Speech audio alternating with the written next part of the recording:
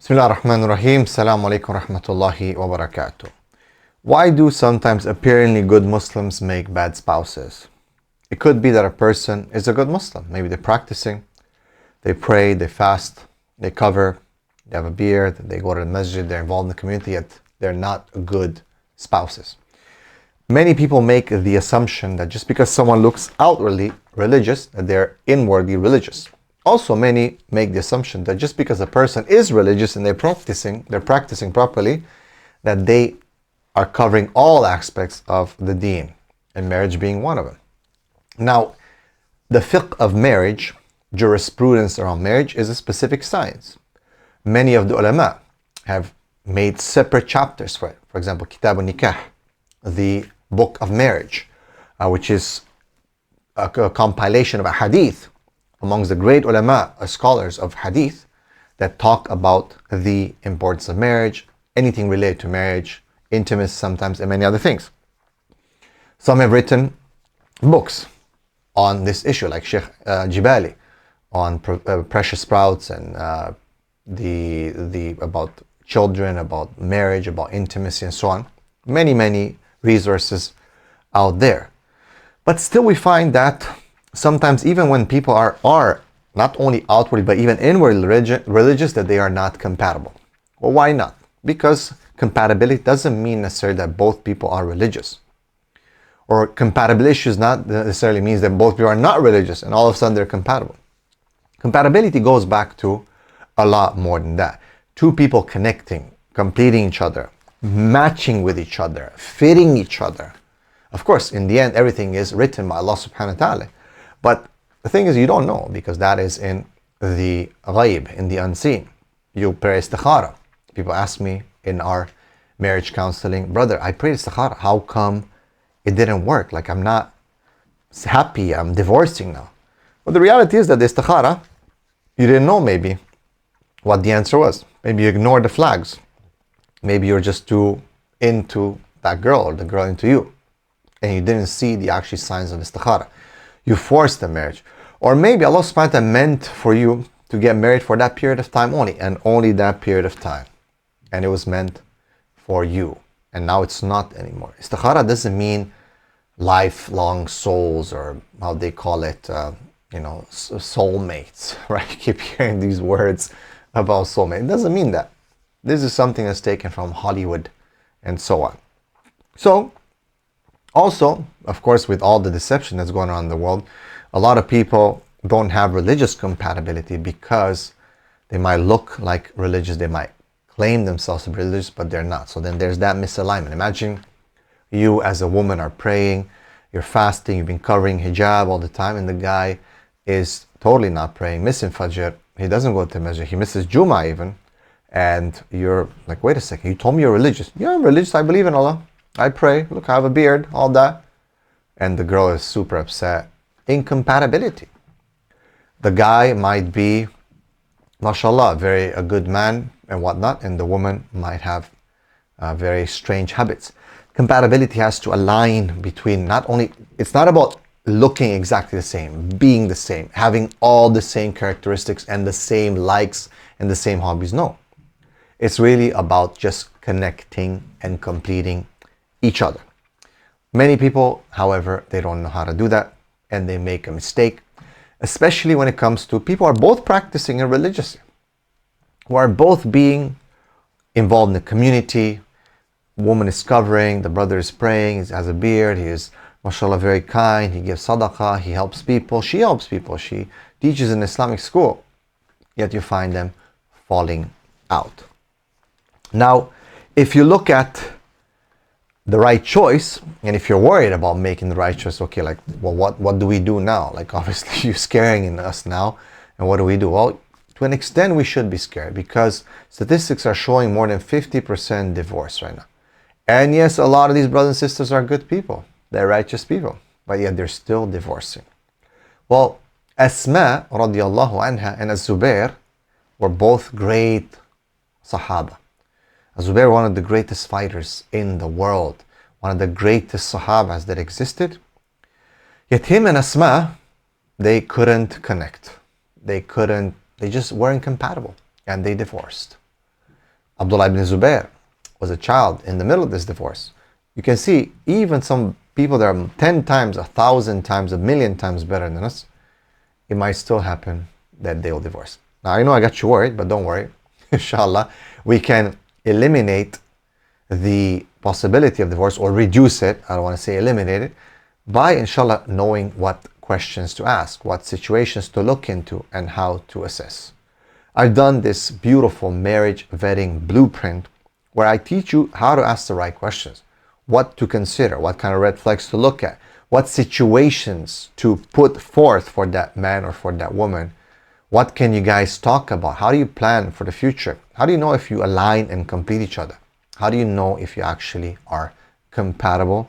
This all in the marriage vetting blueprint that you'll find description in the link in this video. But let's go back to religious people. Religious people who don't connect and don't match. A lot of the times it can be issues of fiqh, issues of aqidah, issues of manhaj, issues of madhab. People don't want to ask these questions. You have to ask these questions. Maybe someone is a very, very strict madhab and the other one is not, and they have problems. Maybe someone comes from a very, very strict upbringing and the other person is more lax. Now both of them are practicing, both of them are religious covering, they think they're compatible, they marry, they divorce. Why? Because they didn't ask the right question. They assume. Do you pray 5 times a day? Yes, I pray 5 times a day. Do you pray in the masjid? Yes, I pray in the masjid. Do you cover? Yes, I cover. Do you do this? Yes, I do that. Okay, that's good. Wow, they're religious. We think that religiosity is just in covering, just the beard, just praying 5 times a day. There's a lot more. And that's why I believe it is extremely important to have a discussion. The fiqh of the marriage. Where the marriage is going to be like. How it will be. Who leads. Who follows. How do we have shura and connect and talk about things? What about if you have differences of opinion? If we have an argument, who do we get involved? How do we deal with things when we get angry with each other? Many things need to be actually discussed even by very practicing and religious persons, because if not, well, you might end up being one of the statistics. And may Allah subhanahu wa ta'ala protect from that, because there are many, many divorces that are taking place, and we want a strong ummah bi'idhnillahi ta'ala to help us to inshallah re-establish Islam. May Allah subhanahu wa ta'ala bless all of you. Again, don't forget to check the description for the marriage vetting blueprint. Learn how to ask the right questions, what situations, and reduce the possibility, a'udhu billah, of divorce, and increase the possibility of connecting with someone that is really compatible with you on most levels, inshallah. So imagine that you're sitting with her and you're talking and you guys are so polite to each other, mashallah brother, mashallah sister, this and that. And then her mom walks in or something, walks by or asks her a question. Stop, mom! Leave me alone right now. And you're like, oh God, well, you should do it. But she's so pretty. Maybe she's just having a hard time, a bad day. Let's just overlook that. No, that's a major red flag. Her dad passes by and, asks her to do something. Like, I'm busy now, can't you see? Or, they annoy me sometimes, Major red flag, man. Major red flag. Because that's her temperament right there. Same with the brother. Same kind of behavior. His mom calls him, or his dad, whatever, and they just have a bad temperament towards their parents. It's a red flag. So you got to be careful. Brother and sister, both of you, okay? So disrespect those parents, okay? Too much focus on appearance on both sides. That usually comes to women, right? Makeup, like a lot of fakeness, a lot of filters. Brothers, they get so easily influenced by beauty. They think this is the standard of beauty. But you don't remember that once you clean it up, then you're going to have a problem. She's not going to look like that, right? Now, makeup is a huge challenge for women today. It's one of the biggest challenges. Why? Because society, the makeup industry and fashion industry, has worked so hard to psychologically torment them and convince them that they are ugly and that there's always more beautiful girls than them and that they're going to miss out on attention and many other things in the world and they're going to be miserable. And they believe it, and then they put these masks on. Makeup is a mask, basically. It's a deception. The deception of beauty. Now, people can say, well, women can do that. They can beautify themselves. They can beautify themselves when they're beautiful. But a lot of women, when they're not really beautiful, they put on the makeup. And the difference between the makeup and reality is huge. And it's a deception. So for example, I had a client who married a woman, and I'm not kidding you. After the night of marriage, when he saw her without makeup, he wanted to divorce her. Actually, he did end up divorcing her. First of all, because she had contact lens on, and he thought for some reason, and he was so silly, that she had blue or green eyes. Now, I'm not trying to insult that client, maybe he's watching this video, but it is silly. We are silly as men because we get easily attracted to things that might not be actually natural, right? Different things, implants, augmentation, and so on. But we don't allow our brain to actually say, hey, wait a second, is this real? Is this how it is once it comes down? No. So, it's a huge major flag when a woman focuses so much on her appearance and always her makeup and the pictures and the filters and gives you a very different view other than what she really is. And it's a problem. Literally, my client divorced his wife the next day. He took her virginity. He was very happy with her. When she took her makeup off and everything, she took the ghusl and she came out, he was shocked. He was like, brother, she didn't lose 2 marks. She lost like 7 marks. Like she was a 9 and became like a 2. And I was done.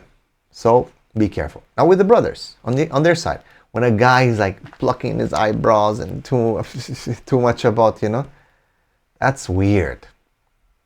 The women should be very careful. When a guy's like, yeah, they think I'm handsome. I think women think I'm handsome. And this, and he's always looking in the phone and is taking a selfie. Like, okay, you should take care of your appearance. You should look good, 100%. I'm always encouraging that. But you'll feel when a guy overdoes it. Every mirror he passes by, he's just, no. Red flags is, I'm telling you, the guy is a bit weird. Okay, you got to be careful not to fall with this kind of guy, right? And last but not least, the career-obsessed woman.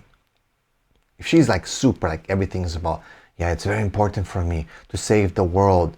I want to be Dora the Explorer. I want to travel and save the children in Africa and this and that. Well, it sounds like nice, but guess what? She's not going to be giving you family and children because she's going to be busy saving children in India or Africa or wherever, which is good. People should save, but not her, not your wife. She got other priorities, all right?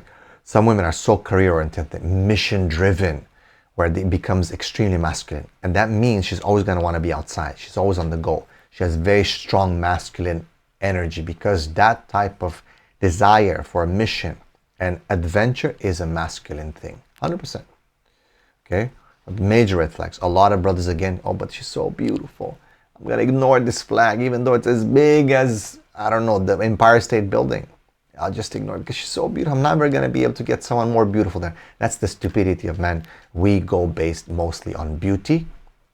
And sometimes that beauty is just makeup and filters, but we still fall for it because we are a bit shallow when it comes to our assessment of women. We get sidetracked by that beauty and that appearance, which is a lot of time deceptive. I work with men to try to help us to get past that, inshallah. What about on the female side? Well, on the female side, the lack of mission and drive, I would say, is a major flag. And I always tell women, ask him about his mission and vision. And if he just tells you like, yeah, I just want to, have a decent life and have a good job and that's it, red flag. I mean, you can probably have a very docile life with him. It'll be like a docile cow. But the reality is that he's not going to give you that excitement that you want. He's not going to give you that pride that you want. When you look at your man, you're like, man, this guy is on it. And women want that, right? Now, women are staying home. They take kids, take care of kids, this and that. They want to believe that there's taking care of someone, sponsoring someone, supporting their husband who's out there doing things. And she's part of that. She's proud of him, that he is super high, like he's like, this is, meaning not super high like that, but you know what I mean? Like he is, it's that hierarchy, okay? So, yeah, women, that's a big red flag if a guy doesn't have a mission, a vision, a drive for adventure, for doing things, for saving the world, for achieving things in life, all right? Big issue, because you in the end will be sad. You in the end will be attracted to him sexually. You in the end will feel connected. You'll be roommating with him, but that's not gonna satisfy you. So these are some of the things, brothers and sisters. Check out my marriage vetting blueprint that's available. It's in the description, inshallah. It's on sale now. Alhamdulillah, the Marriage Vetting Masterclass. May Allah subhanahu wa ta'ala bless all of you. Jazakallah khair. Assalamu alaikum wa rahmatullahi wa barakatuh.